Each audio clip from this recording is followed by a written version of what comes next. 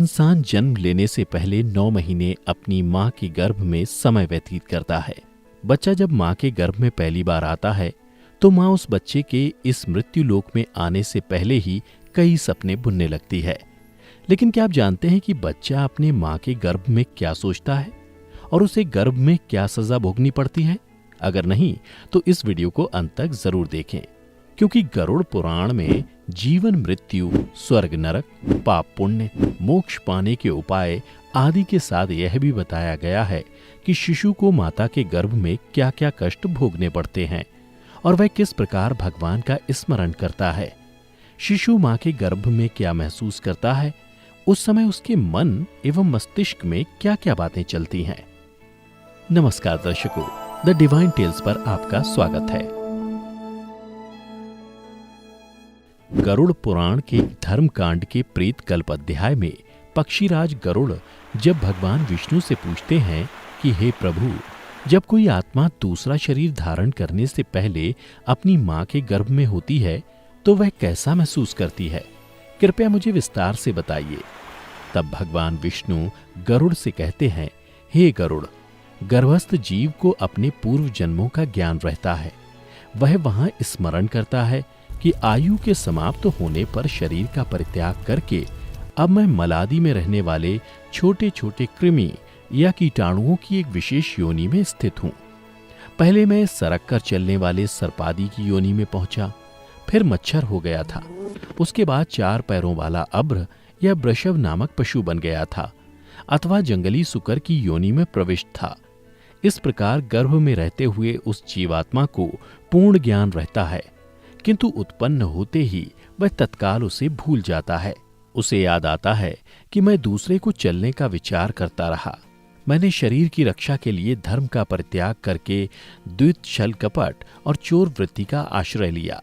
फिर गर्भस्थ जीव को याद आता है कि उसने अपने पिछले जन्म में अत्यंत कष्ट से स्वयं लक्ष्मी को एकत्र किया था, किंतु अभिलाषित धन का उपयोग वह नहीं कर सका और अग्निदेव, अतिथि और बंधु बांधवों को स्वादिष्ट अन्न, फल, गोरस तथा तांबूल दे करके मैं उन्हें संतुष्ट करने में असफल रहा। फिर गर्भस्थ जीव को याद आता है कि इस पृथ्वी पर स्थित त्रिविक्रम भगवान विष्णु की प्रतिमा का दर्शन तो मैंने किया नहीं, उन्हें प्रणाम नहीं किया और ना तो उनकी पूजा की। प्रभास क्षेत्र में विराजमान भगवान सोमनाथ की भक्ति पूर्वक पूजा एवं वंदना भी मेरे द्वारा नहीं हुई है। जब ऐसी चिंता गर्भस्थ जीव करता है तब यमदूत उससे कहते हैं कि हे देह धारिण, जैसा तुमने किया है उसके अनुसार अपना निस्तार करो। फिर माँ के गर्भ में पल रहा जीव स्मरण करता हुआ अपने को कोसते हुए कहता है कि तुमने अपनी कमाई से जो धन अर्जित किया था उसमें से किसी को दान नहीं दिया। पृथ्वी पर रहते हुए तुमने भूमि दान, गोदान, जलदान, फलदान, तांबूल दान अथवा गंध दान भी नहीं किया, तो अब भला क्या सोच रहे हो? तुम्हारे पिता और पितामह मर गए। जिसने तुमको अपने गर्भ में धारण किया वह तुम्हारी माता भी मर गई। तुम्हारे सभी बंधु भी नहीं रहे, ऐसा तुमने देखा है। तुम्हारा 5 भौतिक शरीर अग्नि में जलकर भस्म हो गया। तुम्हारे द्वारा एकत्र किया गया संपूर्ण धन धान्य पुत्रों ने हस्तगत कर लिया। जो कुछ तुम्हारा सुभाषित है और जो कुछ तुमने धर्म संचय किया है वह तुम्हारे साथ है। इस पृथ्वी पर जन्म लेने वाला राजा हो अथवा सन्यासी या कोई श्रेष्ठतम ब्राह्मण हो, वह मरने के बाद पुनः आया हुआ नहीं दिखाई देता है। जो भी इस धरातल पर उत्पन्न हुआ है उसकी मृत्यु निश्चित है और इसके बाद वह विलाप करने लगता है और वह भगवान से प्रार्थना करता है कि हे प्रभु, जब जन्म के बाद मुझे पुनः मृत्यु को ही प्राप्त होना है तो फिर मेरा जन्म क्यों हो रहा है? अगर संभव हो तो मुझे इस जीवन मृत्यु के चक्र से मुक्त करिए। गरुड़ पुराण के अनुसार फिर माता के गर्भ में पल रहा शिशु भगवान से कहता है कि मैं इस गर्भ से अलग होने की इच्छा नहीं करता, क्योंकि बाहर जाने से पाप कर्म करने पड़ते हैं जिससे नरक आदि प्राप्त होते हैं। इस कारण बड़े दुख से व्याप्त हूँ।